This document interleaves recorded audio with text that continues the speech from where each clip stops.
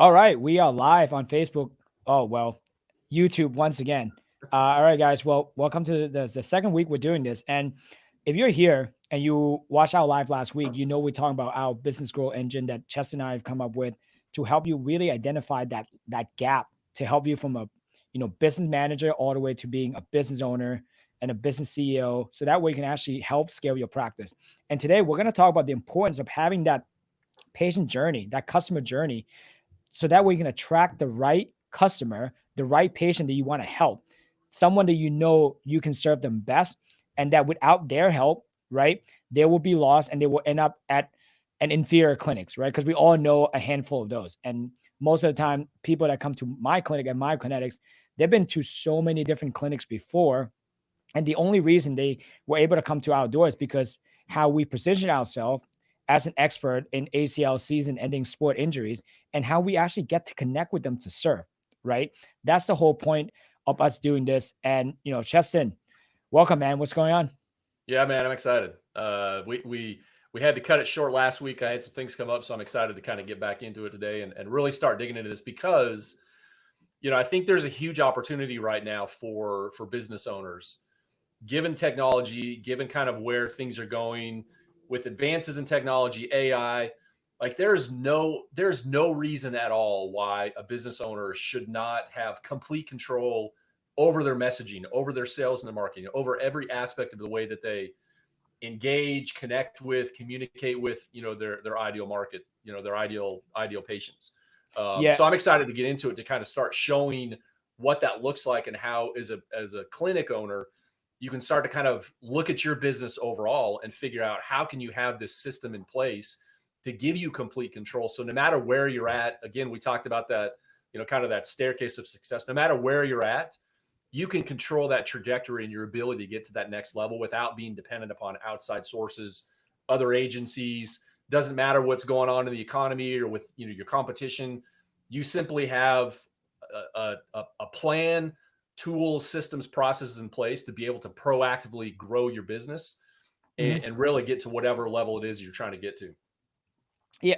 Can you share that screen about the staircase that Yeah. we created? I just want to dive into a little bit. Like as a PT, I think the most frustrating thing for me is that I have invested so much money in my clinical skill set, right? Just coming out of PT school and just wanting to be the best out there. And what I realized is when I started my practice is that you could literally be the best at what you do.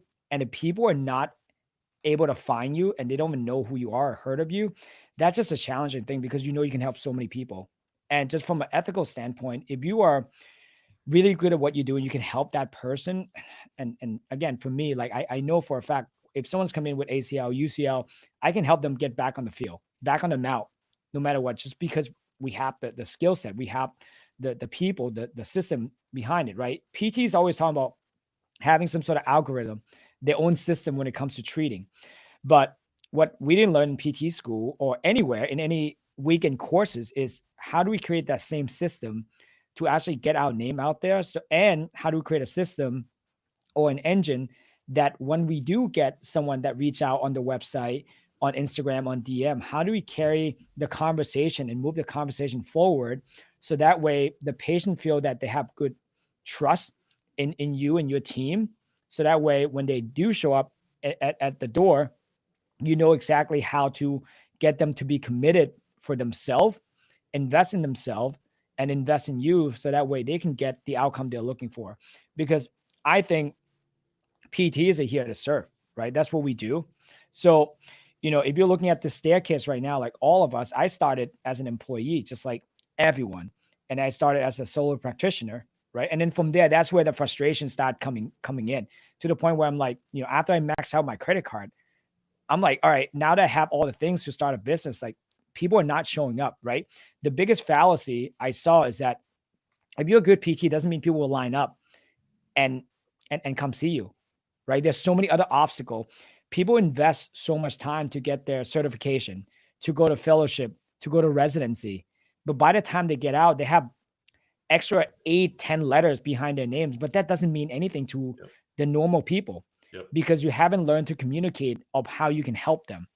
And the fight I'm fighting by doing this kind of live and having conversation is like, if I can talk to my younger self, I would spend more time like, hey, learn to communicate the value you can provide to the patient first before you start patting yourself in the back and say, I have all this credential.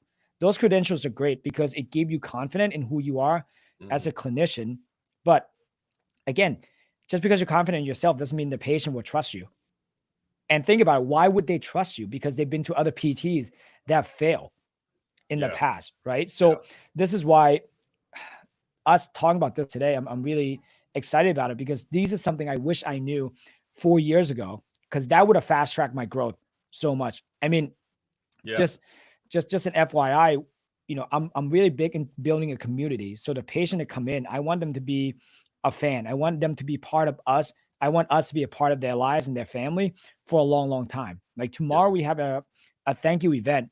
This is a thank you of people who've been with us since day one, like referral sources, all our day one, our raving fans, right? We get to have them come in. We get to say thank you to them, break bread, and have like a guest speaker to come in. Dude, the first time we did this, we had 30 people showing up, right? Tomorrow we're hosting it. We have 100 people. I mean, that's incredible. It get me so nervous and excited at the same time. Yeah. Yeah. I think too, just kind of going back to what you're saying, when you go to PT school, or when you go to any school, you come out with certain skill sets to be able to solve certain problems. And I think those skill sets can serve as you're thinking about how to grow how to take control of your sales and marketing, the trajectory of your growth, because it's just simply a matter of asking the right questions and knowing what the next steps would be. So a patient comes in, you do an assessment, you're looking for certain things and you're asking certain questions to yourself or the patient. You have answers to those questions. And so it's the same thing when we think about how can we design and build this growth engine that we call it, to grow your clinic. It's just understanding and having confidence to go through that process of knowing what questions to ask and being able to come up with the appropriate answer to deliver whatever that objective is. So I would invite everyone, you already have the skill sets to be able to do this when it comes to sales and marketing for your clinic, taking control of that. You have the ability to assess, diagnose, and come up with answers and solutions. Now, you may not necessarily know what the right answer to a particular question or problem is, but there are infinite resources out there where you can find that answer. Natty and I are here as resources to kind of help answer those questions. But in terms of that process of going through and analyzing and figuring out what the next steps are, you have that skill set already simply by the fact that you've made it to this point. You are, a DPT, or, you have those credentials behind your name. So take confidence in that as you're kind of starting to go through this process, if it seems a little bit overwhelming. Yeah. And it's going to be overwhelming, but I mean, again, I'm just trying to live life as simple as possible, right? You and I, when we talk about this, like it's at the end of the day, how do we show up for people when they're hurt and when they're in pain, right? So why don't we dive in? Let's just dive into this. Yeah. So kind of, again, just, before we actually jump in, I just want to, again, just kind of reiterate, not just the staircase over here on the right and the different steps that I go through, but as you move up that staircase, your time, you should be spending your time on more valuable actions that are going to drive more value for your clinic. And so one of these things we're doing here is we talk about building this business blueprint, this business growth blueprint. This is one of those high value actions, because this is something that can serve you not just today, but many years down the road, if we lay the foundation correctly, if we understand the fundamental principles of building an effective growth engine for your clinic. And again, just kind of going back to the whole diagnosis thing, it really comes down to being able to ask the question of, let me get there, what happens now? And so really it's just a function of, you do something, you have some call to action, the prospect, the lead, the potential patient, the patient can either take the action or not. If they do take the action, great. Now what happens? What's the next step in that process to systematically and methodically engage them, nurture them, position yourself as the authority, help them understand that you have the right solutions for the problems that they're trying to solve. If they don't take action, okay, great. Now what happens? how can we re-engage them and get them back into that process to help them understand again that we are the authority, we have the solutions for what they're trying to do, and how can we get them to take that action that we want them to take. So I would encourage you to get really good at asking the question, okay, what happens now? Like either they do the action or they don't. Once they do or don't, what happens now and what do I need to do to get them to do what it is that I want them to do or the action that they need to take? Yeah, and again, guys, as PT, like the way I look at myself, right, is that when someone come in, they're hurt, right? It is my job to be able to say, hey, you're hurt because of X, Y, and Z, and you want to go back to playing soccer, let's say, right? There's a certain action that you need to take, but you also need to give them a roadmap. Where in the past, what happened if someone come and say, oh, you don't take my insurance, I would say, oh, yep, no, I don't, and then that would be it, right? But then it's not their fault. Is actually my fault because I haven't given them enough information, enough value to say like, wait, insurance shouldn't even be part of this conversation at all because we're not talking about whether what your insurance is able to pay for. What we're talking about you, like what you want to be able to do, right? So the fact that they're giving us a call and then they say, okay, do you want to come in for a discovery visit or do you want to come in and do an evaluation? If the answer is no, my next thing would be like, okay, what can I do right now to actually provide more value, right? Because most of the time people are calling you because they want solution, but they haven't commit to anything because you haven't overcome uncertainty or you haven't given them enough clarity for them to build that trust, to have that Yep. trust in you and your team, right? And in the beginning, if you're a solo practitioner, it's fine because it's just you. So you can just you can only do so much. But when you have overhead like payrolls and stuff, and you have people on your team, you need to make sure that you're able to get as many right patient as possible in the door so that way you can actually help more people. I'm looking at things from an impact perspective, right? Me being a solo practitioner, I can only help, let's say 40 patients a week or 40 visits a week, right? That's my max. But if I have a team of people, 2 or 3 therapists, now my impact actually go higher. Yeah. So if you're really in it to help more people, these are kind of things that you need to do as a business owner, right? And these are things that we don't look forward to doing because I love treating, right? My main thing is like I get instant gratification when I treat. I can get people feeling better. I can go home, have dinner with my wife, and say the day was great because I was able to help X, Y, and Z. But when you actually running a business and you have all these things that's happening, you don't get to see that as much. And to keep me completely sane is I dive into these little detail as in what happened now, right? When they say no, what do I need to do? Right. So I'll go and I'll write like a year-long campaign to make sure that each email they open, there's actually value, right? And if they say yes, what happened now? How do we keep Yep. serving them no matter what? Because it doesn't stop there. If your goal, just like my goal, is to build a tribe of people that trust you and your brand, you need to always thinking about what can I do to keep serving the person in front of me or the person that I'm in communication with. Yeah, I mean, absolutely. And the thing to remember is, you know, once you answer that question once, your job's not done because the process kind of compounds and multiplies. Like every single decision point along that journey, you want to identify and then have a solution for either a yes, a no, or whatever those potential decisions could be. And the more you're able to do that and define those specific actions for those specific decision points, the more effective you can be because you're able to address every possible scenario for what happens when you first engage a lead all the way down through by the time they become a patient. Now don't get overwhelmed because it's easy to get overwhelmed because there's a lot of decision points. Yeah.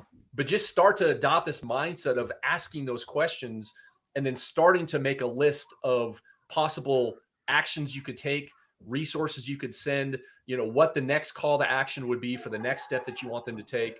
But it's just kind of a mindset and a thought process that you want to continually go through as a business owner to be able to create the system, again, that addresses the majority of the possible scenarios that could come up as you're trying to engage and nurture and convert those leads into patients. And to be honest, it's pretty simple. If you look at the screen that Chestin's sharing, it's like call to action, right? People pick up the call. Did they take action? Yes or no? No? Okay. You give them something of value to get them to take action again. And the action doesn't have to be them coming into the clinic. It could be, the action could be, can I get them to open the next email? Yep. Right? Can I get them to open the YouTube video I sent them? Can I get them to download a free report? Can I get them to refer someone? Right? This is the kind of conversation you need to have with yourself the whole time. But that conversation is not that, it's not that hard. Where I've been doing this for 6 years and I've been in so many different mastermind group. And what I realized is that people make things more complex than what it is. Again, I'm the type of person, the simpler the better. Even the way I train, the way I work out, I go with the KISS method. And at the end of the day, I think clinician like myself, we tend to overcomplicate things at times, and we also get lost because if you look at on Instagram, you have other marketing agency that are coming in like, oh, what you need is actually more leads. Oh, what you need is actually this and that. Well, no, what you really need is to actually figure out what your business actually needs and your patient needs, and then you do that. Right. So Yeah. it's never a one, I hate the silver bullet Yeah. approach because there's no such thing, right? Alex Mosley said this all the time. No, no silver bullet, all like 10,000 golden BBs, right? You Yeah. just keep Yeah. taking action until it works. And you just keep doing that over and over again. Um, and let's look at it this way, right? If someone come in and they run your ads for you, like you're kind of beholden to that person. Just like when you hire someone and you give them a task for them to do, and let's say that person leaves, now what? Is your business Yep. going to stop? Right? We have a team of 10. We used to have a team of 16. At that point, the biggest thing I've learned is that like I need to be aware of what's going on at all time. Yep. I don't have to do it, but I need to know what the outcome and the action gonna be for that. And I'm more passionate about patient acquisition more than anything, just because that's how we measure our interaction. Mhm. Right? If the phone call is not good enough, I have to go and listen to why the phone call is not good. Like, Yep. where do we miss? Where do we drop off? If the email rate is dropping like 10%, why is that? Is the way we write? Do we not have a good hook? Or do we just not giving any value at all? Yeah. I think, people would say, I just need to write email just to write email, but that email has to serve a purpose, Yep. right? If you're going to do something, you might as well just do it to the point where the people should be thanking you for communicating with them. Yep. Yeah. I think this is probably one of the most important aspects. And Natty, you've talked about this before, but just realizing that you don't have to do the work, but you still need to be kind of the subject matter expert in terms of the overall vision and the overall strategy. And I think just this ability again to recognize those decision points, where something happens, and being able to ask the right questions to be able to create solutions to address those issues, is one of the most valuable skills that you can develop as a business owner, because building a business is a series of complex what if, or what happens now questions, and being able to come up with those answers for every little scenario that there is. Natty, you talked about simplifying. Overall, it looks big in scope and it could look complex, but if you can just simplify down to just simply asking that question, what happens now, for every little action, it kind of simplifies that process of being able to kind of look overall, but also being able to drill down into the specifics of the things that you're specifically trying to do. Yeah, it's funny, man. I have to share this story. So we're doing a 3-step letter campaign, right? And we're working with a company, and the company is used to it's a done for you service. So they say, hey, do you want us to write the letter and the campaign for us, this and that, right? In the past, 3 years ago, I would say, yeah, definitely write the letter for us, doing this and that. But now where I'm sitting, it's like, no, I'm gonna do that myself. And the reason why Yeah. I do it is because I understand our patient needs better than anyone. I Yep. understand their pain point. I understand their frustration, what they're going through. So I am the best at communicating that. And I tell my team every single day, like, you have to take pride in that, because the fact that they call us doesn't mean they want to talk to me. They just want to talk to someone that Yep. is a representative of Myokinetix, right? So I have friends who hire other coaching business and the done for you service. And they get so irritated when the leads are calling and it's not the right lead. And then I asked them, like, well, how do you know it's not the right lead? Like, well, like they don't know our core value, they don't know what we do, this and that. I say, then what have you done to make sure they know that? They're like, well, we gave access to Facebook ads for this group to run ads for us for $2,000 a month. And I was like, well, how well do they know your ideal customer? Mm-hmm. And then they say, do they know it's better than you? They would say no. And they say, well, so and so, if they don't know it better than you, then why did you allow them to write the ads, the email, and the post for you? I was like, that doesn't make any sense, right? That's like me. Again, in Iron Man 2, right? There's a scene where Tony Stark has an Iron Man robot to go on date with Pepper Potts, and she can tell that's a fake one, right? Because it's not Tony. So essentially, that's what you're doing. You're outsourcing someone else to date your spouse, which is kind of weird. Yep. Yeah. Yeah. My wife would kill me. Same here. So let's just kind of take this, down one step. And let me see if I can blow this up just a little bit. I know it's kind of hard to see. So again, let's just say this is and this is an example of a sales pipeline, of a lead nurture to patient pipeline conversion. And this is just very basic. Let's take a step back. What is a sales pipeline? Why do you explain that? Because I know people are listening to this. They're like, what the hell is that? Yeah. So a sales pipeline is essentially every step in the process from first capturing a lead until you've closed that patient, sold them a plan of care. So what are the different milestones along that pipeline or that journey that they could hit, where either you're doing some action, the prospect or patient is doing some action, and it's kind of just a holding point until that appropriate action or that next step is kind of reached. So in this case, for example, let's just kind of go through this scenario here. Let's say, you have some type of a lead capture action. The next step in that process would be to book a discovery call. And so you've captured that lead. You now want to get them to book a discovery call because that is the next step in your sales pipeline, so to speak. Once that discovery call happens, the next step in that pipeline would be a discovery visit to actually come in and meet with you in person. After that would be an initial evaluation where they come in, you go a little bit deeper. Let me change that. Initial evaluation. And then once that happens, then the next step, the last step in your sales pipeline, so to speak, would be they book a plan of care or they purchase a plan of care. And so you've kind of systematically moved them through that pipeline, again, to kind of help ease that journey, guide them through that process, help them sell themselves, but ultimately sell them on purchasing your services. Yeah. What's great about how you lay it out, right? It's kind of like it's a speed bump or a slow down, right? Did they take action? Did they schedule? Did they show up? Did they schedule a DV? Did we convert them? Did they sign up for a plan of care? What's great about this is that's when I meet with my sales team, that's what I talk about. Yeah. I say, who booked? And out of all the people who booked, what happened? Yep. Right. So it's a really good talking point. And this is why, as a business owner, you need to know all these things because you need to know the flow in and out of who's coming in, who's coming out. Why did they not show up? I'm more obsessed with why people didn't book and why people didn't show up more than anything.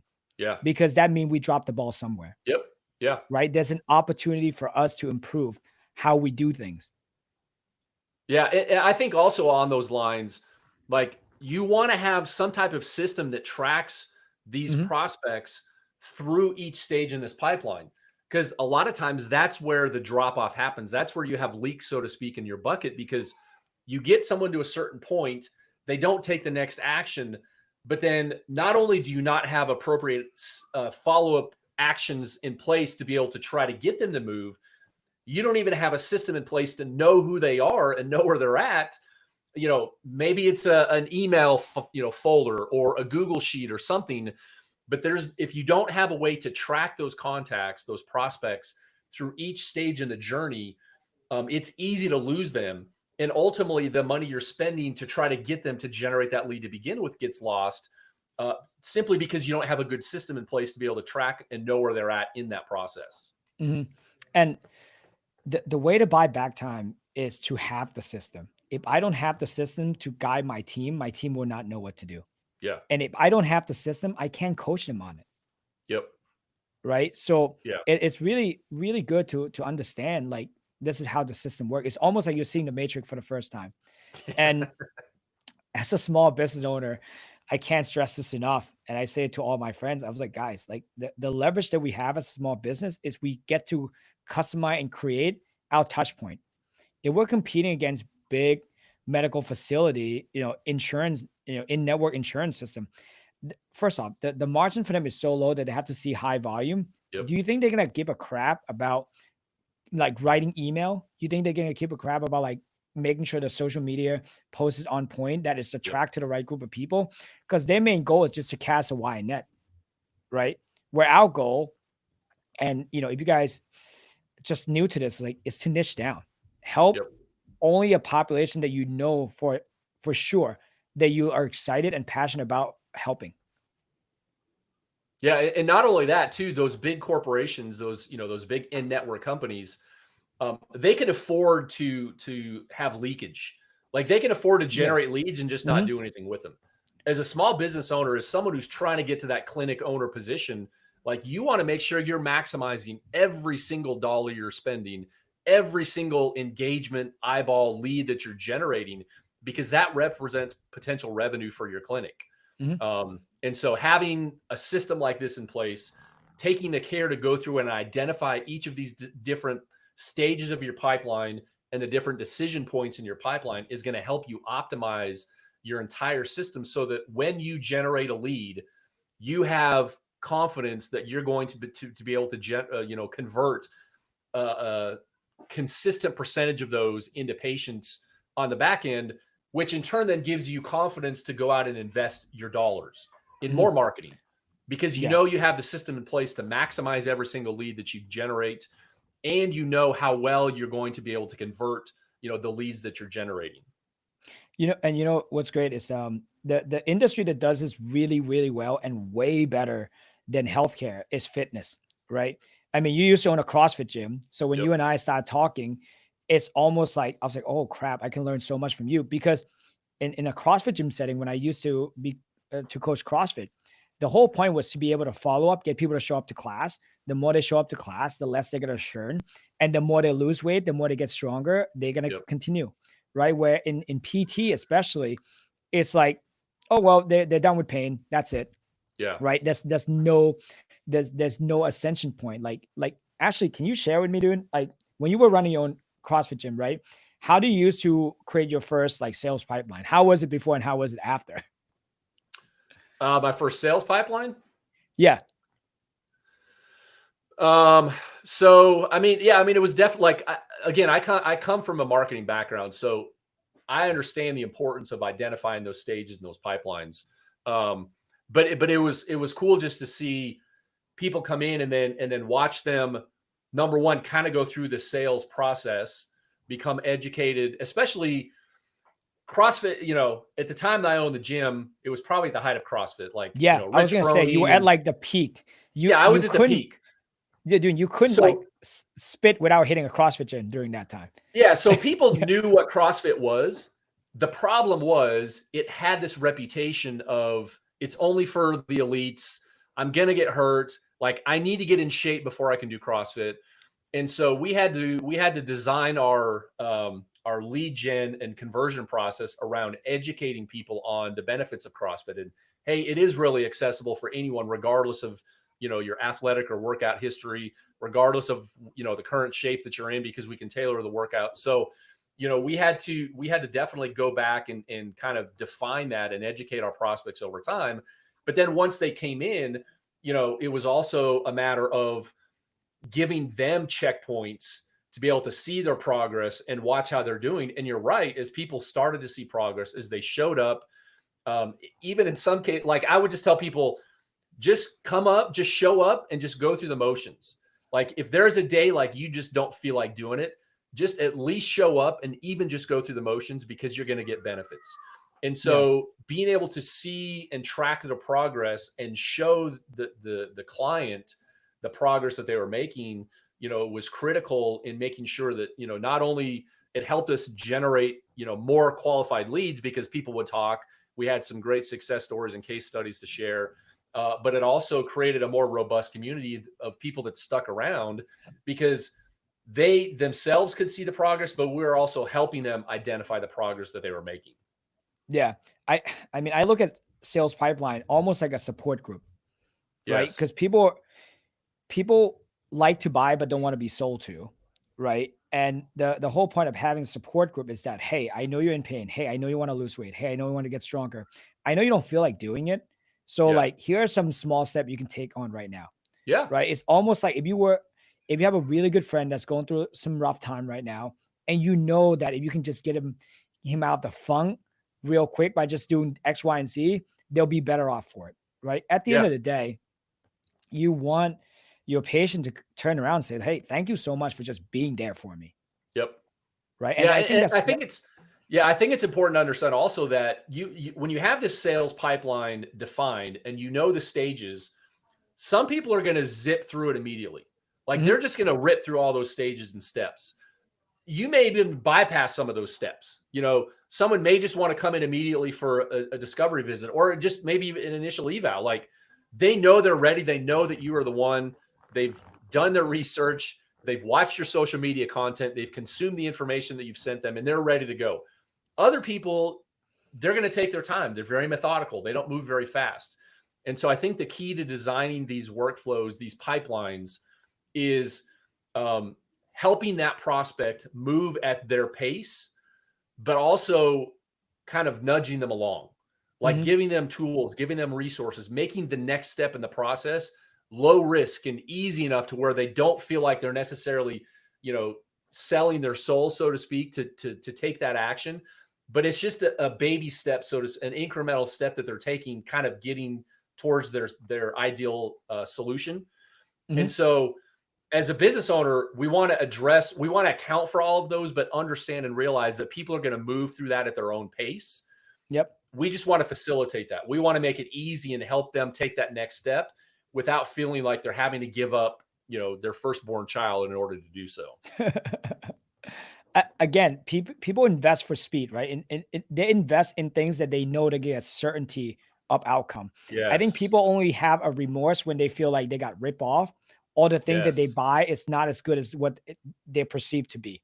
So that's the only time, right? And I take pride in what we do at Myokinetix. We have a money back guarantee, right? 100% satisfaction, and that's why we put that there, because we're that confident we can help those individual. And let me share my screen. But in doing that, you're also making sure to qualify those patients that you're working with. Like you're just not letting any scrub off the street come in that isn't going to put in the work, that isn't going to do the things that you require of them.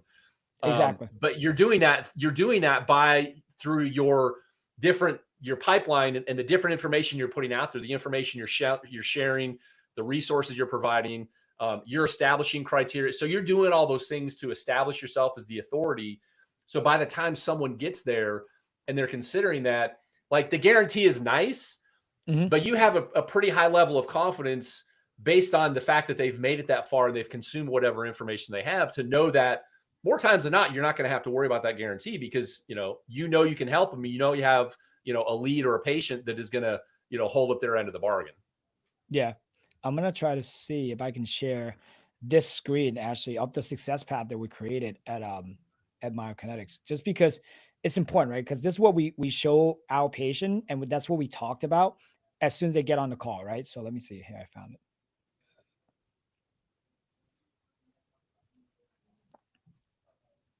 So like, this is the roadmap that we actually came up with, right? And then it just took us forever to actually nail it down. But essentially, when someone's coming in, like, we know for a fact a lead's coming in, we need to explain to them like what that roadmap look like. So we make it extremely simple.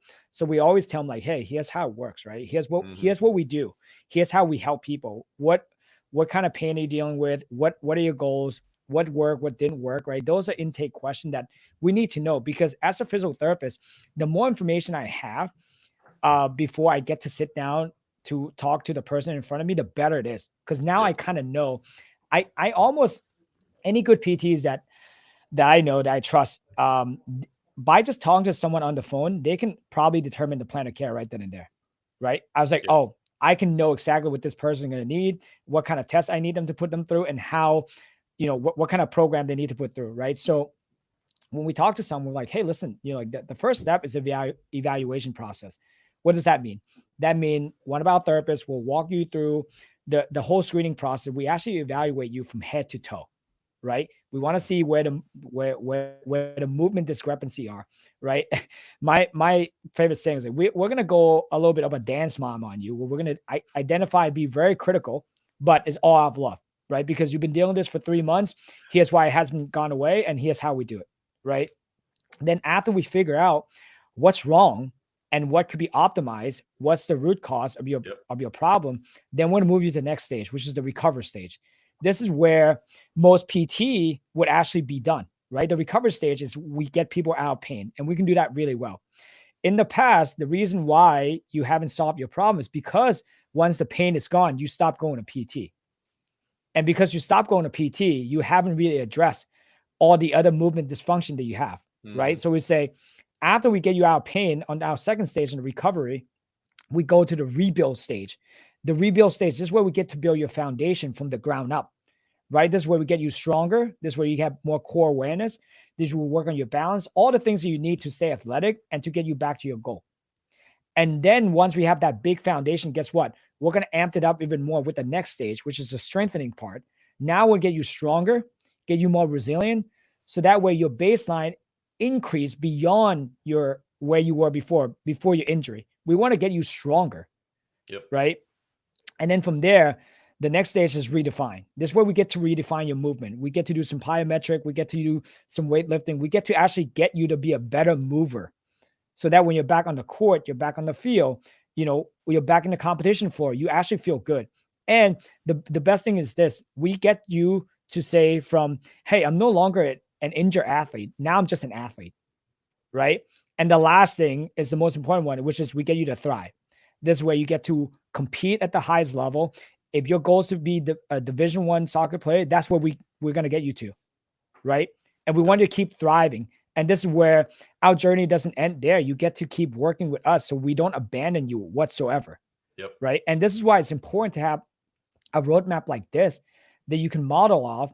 So when someone give you a call, when someone answering your email, all you have to do is identify where they are and talk about the process, right? With this process, I go over with my sales team, with my marketing team, and with my clinical team, because that's our framework, Yep. right? This is the roadmap to get from point A to point B to C to D all the way to Z. So that way, if you can do that and you can solve all the problem they have and the problem they going to have, then they're going to stay with you for life. And that's when they're going to start referring people to you, because that's how much you have helped them and their family. Yep. Yeah. And the cool part about this too is that by having this framework and then taking it and applying it to your sales and marketing, your outreach, your growth engine, you have a framework now to answer and address every single what happens now question in that sales pipeline, because you're able to refer back to your process of helping them achieve the solutions or the results that they want. And so now you just, when you write emails, when you create lead magnets, when you do reports, when you do events, you're able to tie those specific points, those milestones in that pipeline, that patient journey, back to your solution for delivering the results. And that kind of frames all of the messaging that you put out. Yeah. And I think it's all going back to, again, bringing it full circle, right? The first thing that we started with is marketing asset, Yep. right? Because the Yep. marketing asset, again, to make this extremely simple, if you spend time to create a pipeline that people can follow and a roadmap, a success journey, all you have to do now is talk about that, Yep. right? That's where the marketing assets coming in. I know some of the marketing assets that I again, if you guys follow me, follow Myokinetix, we do a lot of content, right? And most of our content is all about just getting our names out there to connect with people that we can help. We don't Mhm. we don't talk about things that we're not good at, right? We used to do pelvic floor in the past. We're no longer doing that. So our content has nothing to do with that whatsoever. Right. So even like from anything perspective, and I like doing organic content a lot. So I'll share this. I'll share this too. Um, and again, this is just part of what Chestin and I have been working with, and this is what I like to do from like an internal standpoint. Because I tell people that like all the organic content that we do, it's all start with this, right? How do we create blog? Can we do Mhm. podcasts? Can we do email, newsletter, testimonial, social media, right? And they all feed into one another. So if I do one piece of content, I try to maximize that piece of content to all of these things, right? So Yep. for example, if we have a podcast interview, which I have one later today with one of my um one of my D1 guys who we work with for his ACL. We're gonna do a long form podcast on that. That long form podcast, what are we gonna do? We're gonna chop it up into so many different small videos, reels, TikTok, all of that stuff, right? And then based on that, guess what? We're gonna take the podcast, we're then gonna get it transcribed, and then that's gonna turn into a blog. That blog will then have a built-in testimonial because he's coming to talk about his journey with us. How's he able to get back to the field? And now because of that, he's had a draft grade, right? By the time he plays his last year at Rutgers next year, he's going to be playing in the league, right? God willing. And then from there, we then embed every single thing in an email form, in a newsletter form that we can mail out to people. And then from there, we can put it in our CRM, right? In the Force CRM. And then from there, with all the people that did not take action yet because we have not provide enough proof, enough value, enough trust, they're going to get to see someone like this athlete talking about his journey, overcoming his ACL injury and what it's like working with us from at that point when the parents are reading it, when the kids are reading it, they actually understand like, oh, wow, this place is legit and it's the best place for me. Yeah. Right. Because most people, you and I talk about this all the time. And this is the reason why we're doing this live is that, clinicians get bamboozled, to only go to this whole nonsense of just Facebook ads immediately. Yeah. Right. Because they think it's like all you need is a Facebook ads. And then once you get a Facebook ads, then people are going to come in and flood through the door. That's not true at all. Nope. Like once people see your Facebook ads, like they're going to take action at like 10 p.m. at night because you happen to show up on the Facebook feed. And I say this to my team. I was like, our ideal patient and population, they're not on Facebook at 10 o'clock at night or midnight because they're high performers, right? Yeah. If the kids are high performers, They've been guess in what? bed The for a few parents hours already because they've exactly got training, in at 5 a.m. exactly, and the parents are high performers, so they're not going to do that. If anything, they have limited screen time, Yeah. right? Yeah. So again, if you're not doing organic content, right? If you don't have marketing asset that has to do with your journey, with your pipeline of how you can help people to build trust, right? Running ads is not the answer. If anything, you're going to throw money at the wind. It doesn't make sense to me. Like I'd rather have you spend that money elsewhere. It is one way to generate leads, Yep. but it's only a small part of the bigger piece of the puzzle. Yeah. And I think that's where so many clinicians get kind of, because it seems like the easy button. Mhm. There's these agencies that, Oh yeah, the promise. easy button from Staple. Yeah, from Staples. You just push the easy button and boom, we've got Yeah. patients, leads and Yep. patients. Yeah. I mean, yes, it's an important part of an overall strategy, but you also have to consider, okay, so they're generating these leads. Well, what happens if I get them and they don't convert? Like, then what am I doing? Again, that goes back to having that kind of that overall framework and that process in place, that system in place to answer every single potential what happens now scenario. And it doesn't just apply to Facebook leads. It's organic content. It's events that you're doing. It's just your branding that you have, your sign in your store, the t-shirts you wear. I mean, all that stuff, you want to take that into consideration. And, again, kind of going back to where, you were talking about this long form podcast you're doing, Like that's going to give you so many assets that you can use and deploy in those different stages and scenarios of the what happens now.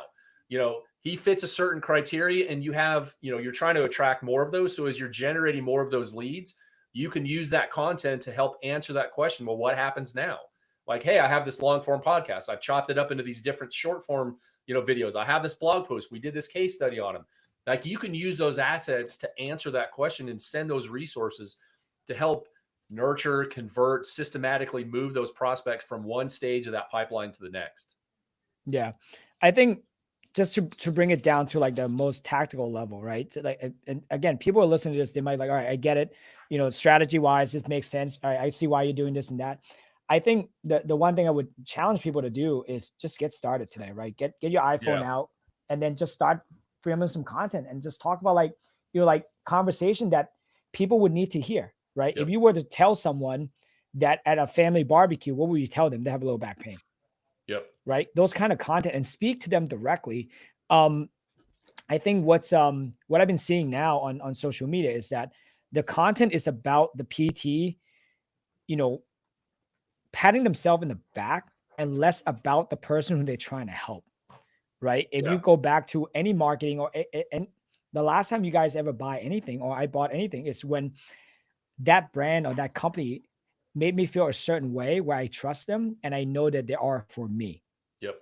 And they're not telling me. So the difference between us and politicians is that politicians talk down to us as in the reason why your life is not good is because of X, Y, and Z. And here's how, Y is miserable. But when it comes to building brand, connecting with people, you actually have to say, hey, listen, I know that what you're going through is tough. I've seen it before. I've seen it many, many times, right? If you were in front of me, here's what I would give you. Yeah. That's something that people would want. Give them what they want, not what they need just yet. Yeah. Yeah. Well, I think it's all about providing value Mm-hmm. and again, helping them. It's about helping them kind of come to the conclusion that you are the one that can ultimately provide the ideal situation that they're looking for. Mm-hmm. And the only way you can do that is by providing value, like being a resource, helping them, being a guide throughout that journey, because they're looking for a solution. They're going to, if they're serious, they're going to purchase a solution some way, somehow, somewhere. Mm-hmm. And if you can be the one to kind of help guide them on that journey, you're going to be the one that they're going to ultimately go with because you've developed that trust and that relationship with them. Yeah. And if they're not ready to take action and if they just want to come in and take advantage of you, then those are not the right fit. Yeah. Right. You cannot be a solution for everybody. And but that's again, why that goes back to being able to identify that decision point and answering the question, what happens now? Like if someone gets to a point and you've realized that they're not a good fit, okay, great. What happens now? Like, do you continue to try to sell them, or do you have a process to let them know, you know what, we're probably not the best fit for you, but here's someone you might want to go try, or here's some solution that you might want to try. But again, it comes down to being mindful of that decision point and having an answer for, okay, what happens now? Mm-hmm. Yeah. Exactly. So we have just a couple minutes before we wrap up. I just want to run through taking it back to this flow and just show you again at a more tactical level what this looks like from a lead gen moving through those lead nurture stages. So, and again, this is something you should be asking yourself for every single point in your process. Like, what happens now? All right. Excuse me. All right. So this is kind of, let's see, I showed this one here. So again, this is a perfect scenario. Like they just say yes to every single step in the process. You have some attention getting asset, a lead magnet. They opt in to take it. You have your automated, lead follow-up process. They ultimately schedule a discovery call. You have a process, an automated process to nurture, make sure they show up. They show up. Yep. DV scheduled. Yep. Automatic kind of reminder confirmation sequence for that. They show up for the DV, so on and so forth. They go through, they ultimately purchase, a plan of care. Well, what happens when they say no? What are the decisions that happen here? And so again, it's kind of the same process, but in this case, you have this attention getting asset. Let's say it's a lead mag that you're promoting on your social media, or maybe you're running some ads to it. They go to the opt-in page, but they don't take action. What happens? Well, you simply tag them and then run some retargeting ads for them so that you can continue to show, you continually show up in their newsfeed. You continually show them solutions to the problem that they're trying to solve. And eventually, hopefully, they end up taking action and they opt in to get that information. Once they've opted in, the goal then is to schedule a discovery call. Well, the question is, do they schedule a discovery call? The answer is yes. They obviously move over to that confirmation nurture sequence. But if the answer is no, well, what happens now? Well, in this case, you would just have some type of a short and or long-term follow-up sequence.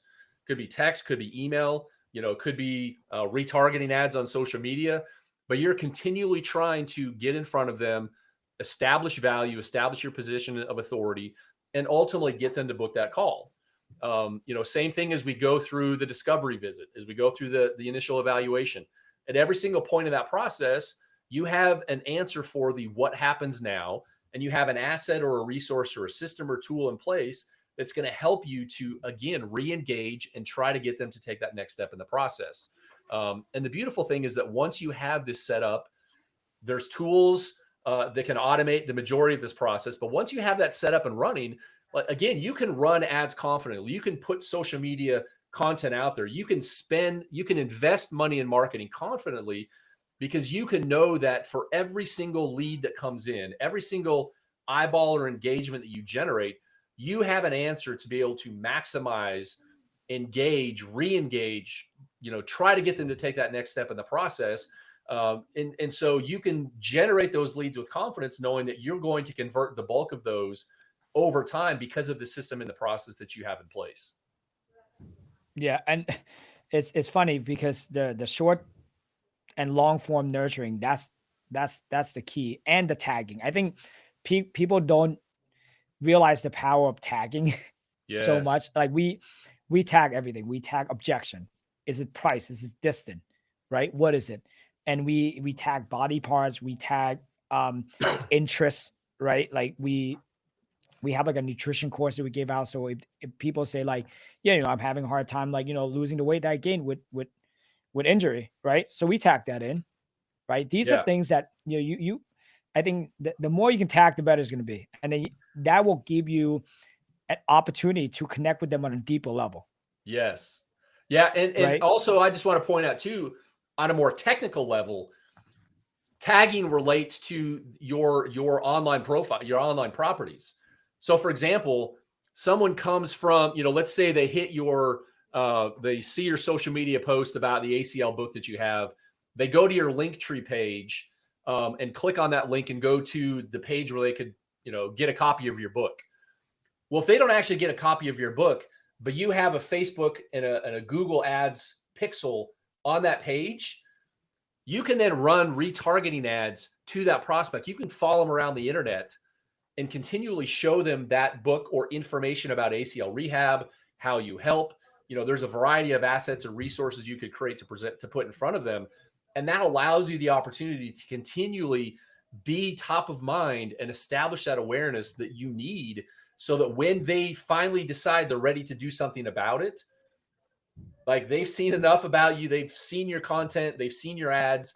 They're like, man, this Natty guy is everywhere. He's got great testimonials. Everyone says he's the ACL expert. All right, I got to go with Natty, just because, again, you've positioned yourself and you've kind of been in front of them, established and provided value for a period of time. And so, at that point, it becomes a no-brainer that Natty's the guy that I need to talk to. Yeah. It's all about positioning and just always being there. Yep. I think that's just showing up when they need. Yep. I mean, I feel like we cover a lot. I think if you just listen to this and all over and over again, I think you can walk away with so many things you can do and take action right now. And I mean, next week we're back at the exact same time. So, again, if you guys are new to this, please share it to people that like, subscribe our channel. We're really trying to make the education and the things that Chestin and I are doing, more meaningful. And we're really just trying to be the disruptor within this space, right? That's why it's Badass Clinician. Yep. right? We're not making we're not apologizing for it. And I think with information that both him and I have, is our calling to share with people and help people grow. The world need more small clinics like Myokinetix, right? And that's how the fight is always to get back the healthcare field that has not been run by people in healthcare, Yeah. right? It's always been Absolutely. run by big corporation, uh, you know, venture capitalists and all of that stuff, and that's why it goes to shit in lack of a better word. Yep. Um, so Yeah, yeah, I think I think too. It's um, and again, our goal. You and I have talked about this numerous times. Like our goal is to empower clinicians to become clinic owners, help them develop the mindset, give them the tools, the resources, the frameworks to be able to look at their business, look at the challenges and opportunities, and create solutions that they have control over.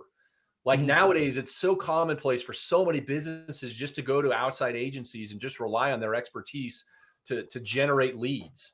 And again, that's an important piece. But if you don't have the mindset, if you don't have the understanding of what happens once I generate those leads and how can I maximize and squeeze every single potential dollar out of that, not because you're money hungry, but because you need money to grow your business. How mhm. can I maximize every single lead that I generate? And that's what we want to try to do is help people develop that mindset and provide the frameworks and the resources and the tools to be able to have total control over your growth, like Mhm. not be dependent upon outside people, outside vendors or agencies to give you solutions and solve your problems for you, but empower you to be able to solve those problems yourself. Exactly. And we're giving you guys the blueprint, right? This is the growth engine blueprint that I use it. I run it every single day of my connects, right? Just by watching this, you should be able to just apply this at your clinic. But guess what? If you're someone who values speed and want to get from point A to point B a lot faster Yep. without having to start from scratch, listen, reach out to us, right? We're always looking to work with someone who's like-minded. And we want to have strategic partnership when it comes to growth. Yep. Yeah. So, We Chestin have and I, we have a methodical process to go in and assess your business, identify the opportunities and the gaps, create those resources, build this growth engine, install the tools and systems and processes you need to be able to run it effectively, and ultimately give you complete control over your growth, by having control over your sales and marketing. That doesn't mean yeah, you it's do it, mhm. but you have the power to understand what's happening and make intelligent, data-driven decisions about where to invest your time and resources. Yeah, essentially the way I see it is like if we were to sit in as your board of director, would you having a total control of your own company, like what advice would you need? What kind of harsh Yeah. reality check you would need to make sure that you get to, seven figure and up?